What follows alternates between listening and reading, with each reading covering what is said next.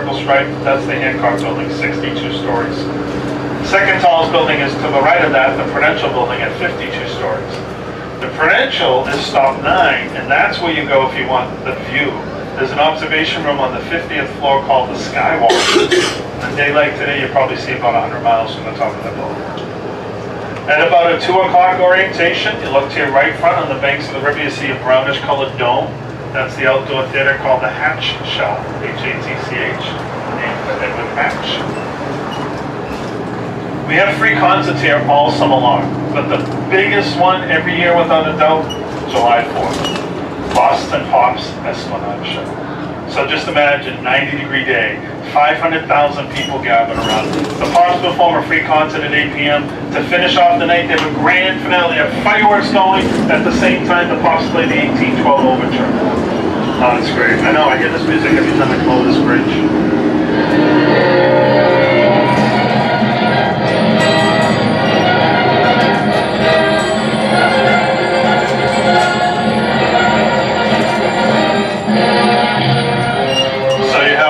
Playing, there's fireworks going off, the National Guard lines up down there, they start shooting cannons. It's all times of music. Tchaikovsky had cannons written into the original score. And if all that going on wasn't enough, the churches down there get involved, they start ringing the church bells. It's very cool.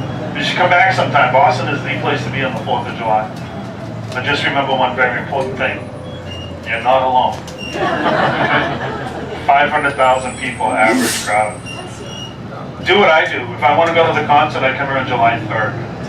I don't camp out, they don't allow it, but July 3rd, dress rehearsal. Yeah, same show, no fireworks, but same concert, not many people, it's great. All right, we just entered Charles Street, Beacon Hill. This is like a 19th century postcard. This is all as it was pretty much 200 years ago for you. 19th century Boston. I love this street, I never get bored driving down here. The merchants on this street have embraced an old medieval European tradition. And that was in the 1800s, the wealthy people that lived mostly on your left would send their servants down here to do the shopping. Of course, the servants, they were illiterate. They couldn't read signs. So the merchants embraced this medieval tradition of putting images on your signs, which would indicate your goods or services. You'll see as we come down the street, the hardware store with the hammer on it, children's store with the red wagon. Take a look on your right, leather shop has a boot. It's this wonderful tradition that the merchants carry on all these years.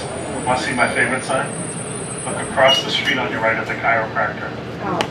There's a spine on the sign. Isn't that great? That's my favorite one.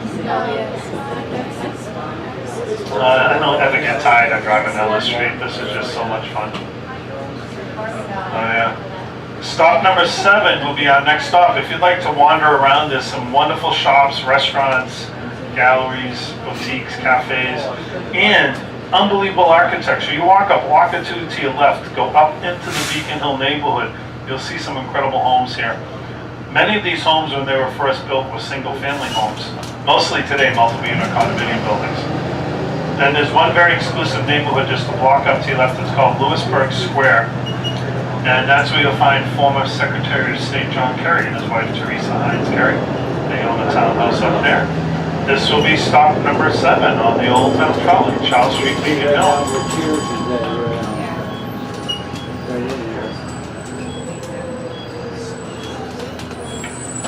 All right, stop number 7. Watch your step coming down. So the building on your right here, folks, excuse me, dispatch call. Well, we stop 7.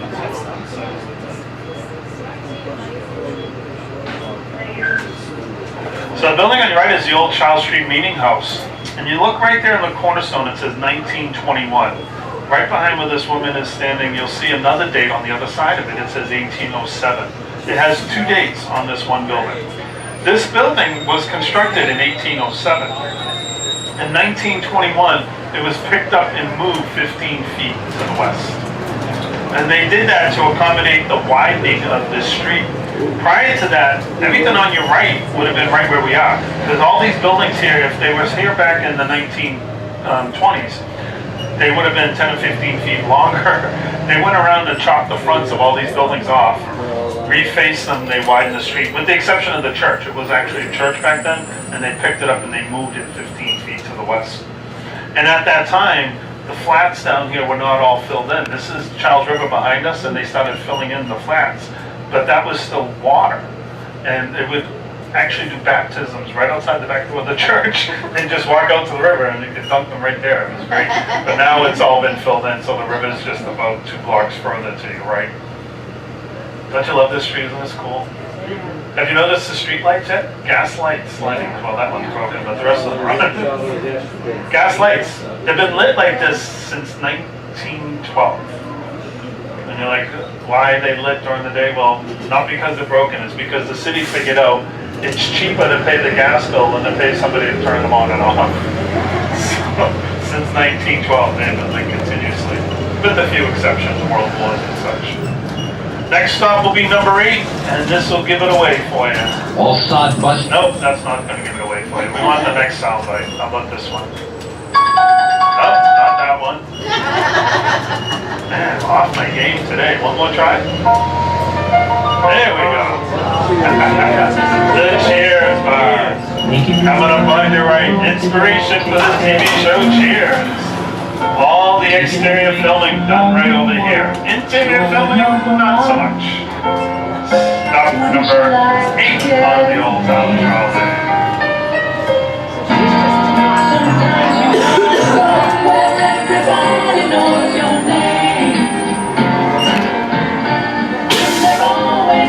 Alright, watch yourself guys. Enjoy. You looking for some real estate?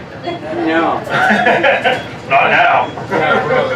We have a friend right across the block and we were trying to get it the price that she paid for it, but she wouldn't tell me. Yeah, well, you can find out if you really want to. It's all public record. Yeah. You just go online and you can find out On Zillow. everything. Zillow can be close, yeah. If you have the address, Zillow can get you a close estimate, but if you really want to know, it's all on public record.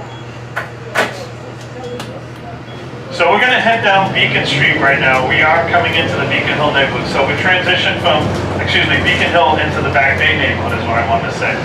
So as you come down from the flat side of the hill, it turns into the Back Bay. Charles River still exists. It would be on your right, just beyond the footbridge here. But years ago, the river would have been right underneath us here.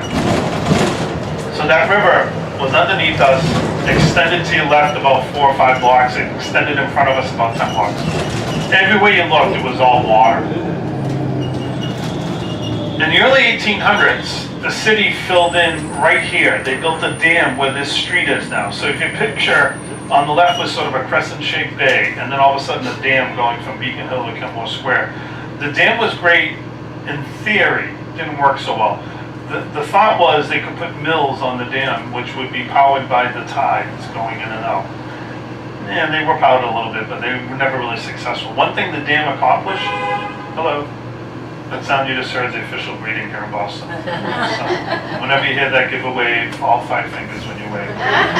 So what the dam accomplished was it blocked the bay on your left from the cleansing action of the tides.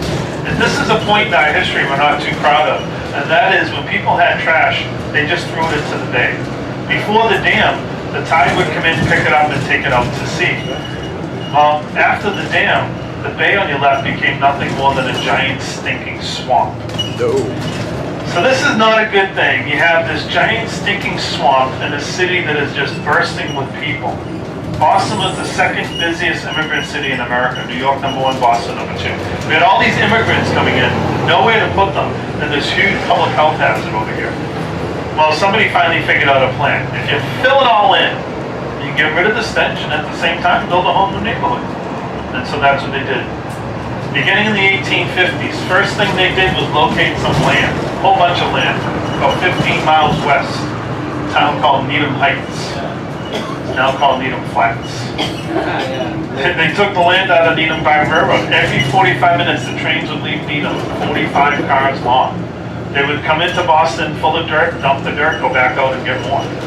Every 45 minutes, 24 hours a day, 364 days a year. Yeah, they stopped once a year to celebrate Christmas. That was it. They worked on this project 24/7. for almost 50 years.